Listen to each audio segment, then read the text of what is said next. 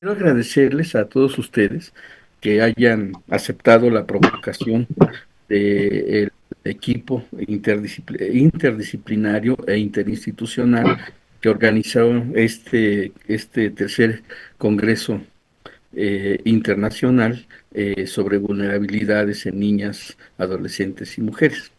Eh, y yo digo que es una provocación porque, como lo hemos estado observando durante los 2 días anteriores, cada uno de las compañeras y compañeros que han esbozado aquí sus ideas, pues nos han dado pues toda una panorámica de la problemática que estamos viviendo en el mundo contemporáneo, pero además también una problemática en particular sobre la condición de ser mujer y lo que esto implica en términos de una sociedad que, pues ya podemos repetirlo como cliché, patriarcal, colonial, etcétera, occidental, etcétera, etcétera. Sin embargo, yo creo que tenemos tanto hombres como mujeres y todos aquellos intergéneros que están hoy vigentes y que seguramente también tendrán la necesidad de luchar por su derecho. Creo que tenemos un reto importante que es el enfrentar a un mundo que cada vez se nos vuelve más caótico, mucho más complejo y por lo mismo cada vez más violento y por lo mismo cada vez más difícil eh, para poder a partir de esos materiales imaginar el futuro. Yo le digo a mis estudiantes, y qué bueno que aquí hay de licenciatura, yo le digo a mis estudiantes que es bien importante imaginar el futuro, es bien importante pensar el futuro, eh, porque la vivencia del eterno presente de esto es obviamente algo necesario analizar, acotar, pero creo que también es fundamental tratar de recuperar las visiones de futuro que hemos perdido. Y esto es porque, de algún modo, si ustedes miran un poquito a la derecha o a la izquierda, si sacan un poco los ojos de su celular y empiezan a observar el mundo, pues se van a encontrar que este mundo no nos ofrece la posibilidad de creer en un futuro posible para la humanidad, para el hombre en general y para la humanidad también, ¿no? Entonces, creo que es importante hacer otra provocación, y es la provocación precisamente de mirar el futuro. Voy a compartir mi pantalla, si ustedes me lo permiten. Ay, ¿dónde está? Aquí está. Sí, doctor. Ahí estoy. Bueno, pues básicamente la ponencia se llama La difícil tarea de imaginar el futuro, crear utopías para la paz. Yo parto de una pequeña premisa que dice que pensamos el futuro como un tiempo probable, es decir, como consecuencia objetiva de lo que ocurre en el presente. No se puede esperar futuros promisorios del escenario geopolítico contemporáneo. No podemos evitar, sin embargo, pese al tren descarrilado de la realidad, el tener sueños de paz, es decir, las nuevas utopías, ¿no? Y para esto, para poder desarrollar estas ideas, pues yo traigo prácticamente una pregunta. ¿Qué futuro sería lógico y probable esperar si pensamos en estas condiciones que hoy vivimos? Y la pregunta es, ¿cuáles son estas condiciones que hoy vivimos? Digo, porque a lo mejor enmarcados en nuestras redes sociales, en nuestro celular, vemos el mundo de una manera muy limitada, ¿no? Es decir, no vemos todo lo que implica, todos los retos, todos los desafíos, todas las problemáticas que hoy vivimos y que nos vulnerabilizan a hombres, mujeres, niños, ancianos, miembros de las minorías, etcétera, etcétera. Entonces, habría que pensar cuál es el presente que hoy vivimos y a partir de ahí, pues, tratar de generar una idea de que es importante que nosotros, como generación que estamos ya, digamos, un poquito de salida, y ustedes que son las generaciones que están llegando, que tienen que enfrentar estos como retos presentes y como retos futuros, pues tengamos que hacer, ¿no? Entonces, Fíjense, yo nomás les voy a mostrar unos pequeños datos así rápido de cuál es, digamos, el diagnóstico de nuestro tiempo, de este momento, ¿no? Pobreza mundial. Se calcula que casi 600 millones de personas seguirán sumidas en esa pobreza, aún pese a al trabajo que ha hecho las Naciones Unidas en la famosa Agenda 2030, ¿no? Pero esa es solamente una parte. Tenemos el problema del agua. Hay que garantizar el abasto del vital líquido para 8.5 mil millones de personas, según las estimaciones del crecimiento para 2030. Tenemos que además enfrentar el problema de la alimentación mundial. Más de 135 millones de personas en 20 países están en situación de inseguridad alimentaria aguda. Eso significa que no tienen nada para llevarse a la boca, y esto es debido principalmente a dos condiciones. Aquí puse solamente una, que son los conflictos en los cuales viven estos 20 países, pero también lo que algunos autores le han llamado la dictadura alimentaria.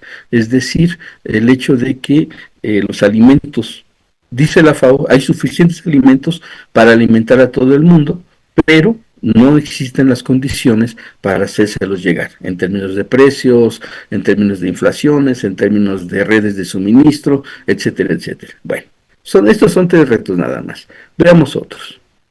El cambio climático no es un mito, no es un cuento chino, como alguna vez dijo Donald Trump, es un problema que está empezando a afectar precisamente la producción de alimentos y las condiciones de supervivencia de millones de personas, incluidos nosotros.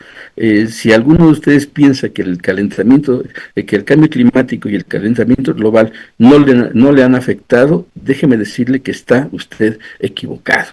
Al menos cada grado centígrado que se aumente en la temperatura a nivel mundial, disminuye el 25% de la productividad de muchos de los cultivos que nos permiten tener nuestros platillos en la mesa. Preocúpese un poquito. La democracia, nosotros vivimos en sistemas democráticos, pero ¿sabían ustedes que las democracias no son el régimen mayoritario en este mundo? Es decir, que en realidad de todos los países, al menos solamente como el 40% de los países de todo el mundo vivimos en regímenes democráticos. Es decir, hay algo, y además estamos en crisis en estas democracias, ¿no? Si no, pregúntenle a Milei, si no, pregúntenle a Bukele, y ahora pues pregúntenle al señor Donald Trump, ¿no? Que nos amenaza con cerrar prácticamente las relaciones comerciales a raíz de la gran migración internacional. Tenemos el problema de los derechos humanos, es decir, la afectación y la consolidación de estas minorías vulnerables que podemos ser cualquiera de nosotros, personas LGBTI, mujeres, comunidades de migrantes, niños, ancianos y un muy largo etcétera. Si usted no piensa que está vulnerado por estas condiciones de la realidad, debería de cambiar de maestro, de maestros, perdón, ¿no? Tenemos otro problema muy fuerte, y aquí mis barbas lo van a corroborar: el envejecimiento. El mundo está envejecido y los jóvenes de hoy no quieren tener esta situación de hijos, y bueno, pues esto obviamente el envejecimiento en 20 años, en 10 años más bien, los que tenemos 50, 60 años, estaremos ya en una dinámica donde también estaremos en condiciones operantes de vulnerabilidad. Las infancias, los niños, a nivel mundial, de acuerdo a la UNICEF, pues también están en condiciones terribles, ¿no? 181 millones viven en condiciones alimentarias graves. En este momento, esto es dato de 2024, ¿sí? Y se estima que unos 300 millones de niños requieren ayuda alimentaria urgente. El terrorismo, bueno, pues ustedes saben del terrorismo, se calcula que por lo menos en el 2023 se registraron 3.350 ataques, de los cuales, bueno, pues tenemos ahí el caso de Palestina, nada más como para ejemplificar, ¿no? El conflicto Israel, Palestina. El crimen organizado, se calcula que aproximadamente 20 millones de personas en México y en América Latina hemos sido víctimas directas o indirectas de estos delitos. Y esto está creciendo. La relación con el crimen organizado y el Estado, pues cada vez es más difícil de determinar dónde termina y dónde empieza el otro. Tenemos un gran problema con las migraciones. De hecho, ustedes han escuchado seguramente las declaraciones de Donald Trump y bueno, pues se estima que al menos en el mundo había en el 2020, apenas hace 4 años, 281 millones de migrantes internacionales, lo cual equivale que el 3,6% de la población se está moviendo. Y no son por condiciones de me voy de turista, son por condiciones de exclusión, de guerras, de violencia, de cambio climático. Y bueno, pues además de ello, sumémosle las amenazas sanitarias. La pregunta que nos tenemos que hacer con respecto a esto es, bueno, y si eso le sumamos las guerras vigentes, bueno, estamos fritos, ¿no? Es decir, guerras en Ucrania, guerra en Siria, en Yemen, en Etiopía, en Sudán, en Israel, Palestina, y bueno, usted le puede todavía sumar las condiciones locales de los países que también están viviendo esta situación. Bueno, la pregunta entonces es, ¿cómo podemos nosotros imaginar el futuro? Si con estos datos, si nosotros pensamos que el futuro es una consecuencia lógica de lo que hoy estamos construyendo, obviamente tenemos un problema. Y eso significa que el futuro siempre se nos presentará como una imagen devastadora, como una imagen terrible, donde ya sea la inteligencia artificial, o ya sea el cambio climático, o ya sea las pandemias, pues terminarán aniquilando la especie humana. Pero esa es una visión, no solamente pesimista, pero también es una visión sumamente comercial. Es la visión de Hollywood. ¿Sí? Estas ideas de que no tenemos ya posibilidad de futuro, de un futuro en la cual pueda existir retribución, justicia, dignidad.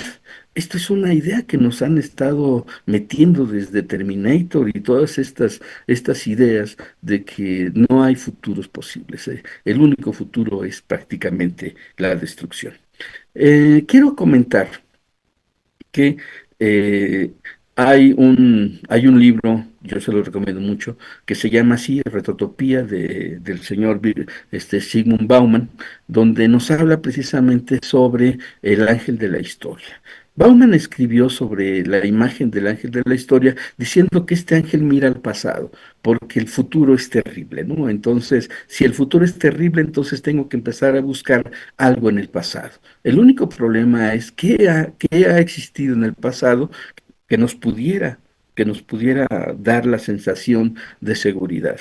Y Bauman es terrible cuando concluye diciendo, pues los sistemas políticos que más seguridad han dado a la ciudadanía común son precisamente los sistemas fascistas, dictatoriales, y pareciera ser que vamos hacia allá. El hecho de que Donald Trump haya dicho que va a decretar estado de emergencia no es otra cosa, y los politólogos no me van a dejar mentir, no es otra cosa más que la declaratoria de un estado de excepción. Y ese estado de excepción es siempre el inicio de sistemas, digamos, políticos que estarán muy cercanos a la dinámica de las dictaduras. Bueno, pues entonces, ¿por qué es importante?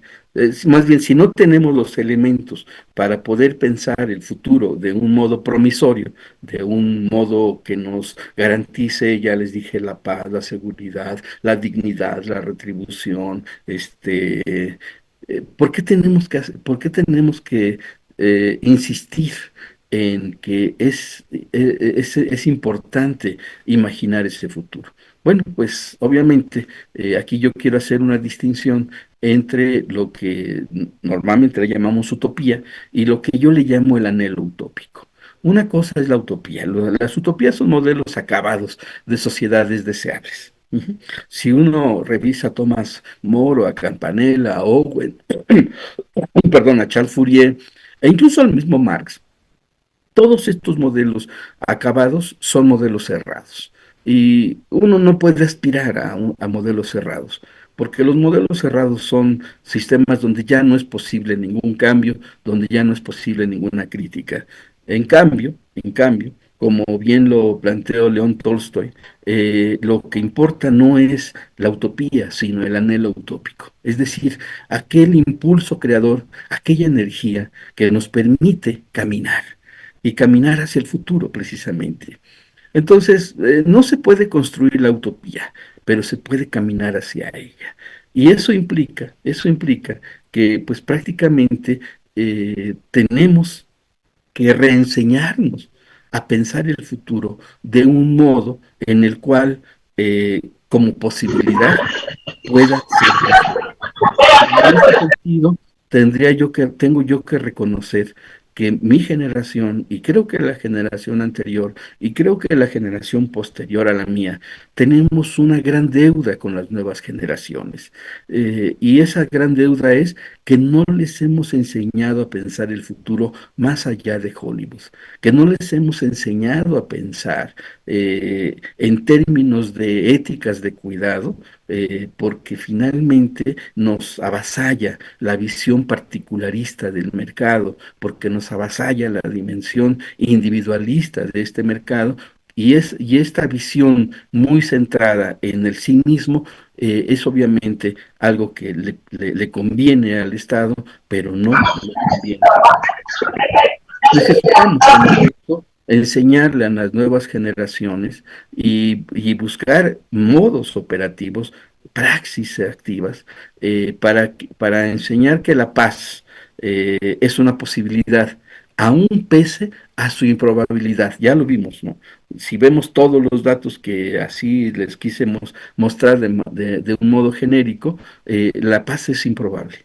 Y sin embargo, tenemos que enseñarle a las siguientes generaciones, si somos maestros a nuestros alumnos, si somos padres a nuestros hijos, si somos abuelos a nuestros nietos, ¿sí? Tenemos que enseñarles que la paz es una posibilidad, aún pese a su improbabilidad. Tenemos que enseñar que la equidad tiene la misma dinámica. Así también es importante enseñarles que tenemos la posibilidad humana todavía de vivir sin sobresaltos, sin miedos, sin violencias, y obviamente dentro de esto a seguir eh, viendo a la experiencia humana como una condición deseable. Si no construimos esto desde las éticas del cuidado, desde lo que podríamos llamarle una simbiosis ética, una simbioética, donde en efecto mi crecimiento está validado y debe de estar vinculado al crecimiento de otros, cuando mi supervivencia tiene que estar vinculada al lado de otros, cuando mi visión del mundo debe de estar vinculada, más allá de las condiciones religiosas, más allá de las condiciones comunitarias, debe de estar vinculado a la visión del otro. Cuando hagamos eso, entonces creo que podríamos en efecto reducir la brecha de las vulnerabilidades que hoy nos convocan a este Congreso. Eh, Hay una situación que es importante y que tenemos que resaltar, ¿no? Y esa condición importante es precisamente seguirnos preguntando sobre ese futuro improbable que tenemos que construir. Afortunadamente, cuando uno de pronto voltea hacia las experiencias locales, en América Latina, en África, en Europa y en muchos lugares, pues hay todavía gente que está tratando de construir estas improbabilidades. La idea de este Congreso Internacional es generar un foro de discusión donde esta improbabilidad se pueda ir construyendo. Pero esto no es un ejercicio que sale del individuo, que sale del sujeto, tiene que salir de colectividades, de personas que entienden la importancia de la existencia del otro y de lo otro, y además también asumirse a sí mismo como parte de esa otredad. Si no lo hacemos así, entonces, repito, la inteligencia artificial nos va a rebasar y nos va a rebasar el cambio climático y nos va a rebasar todos estos fenómenos que hoy por hoy son nuestra realidad operante. Bueno, pues básicamente esta es la reflexión que yo quise traer a este congreso por supuesto que es, digamos, eh, es una reflexión de orden ético y político, porque finalmente toda ética está vinculada a una dinámica política, pero creo que es importante seguir insistiendo, seguir colocando el dedo ahí en la llaga para en efecto seguir generando estas provocaciones y estos pensamientos. Bueno, pues les agradezco mucho, doctora Armadelia, muchas gracias por este espacio.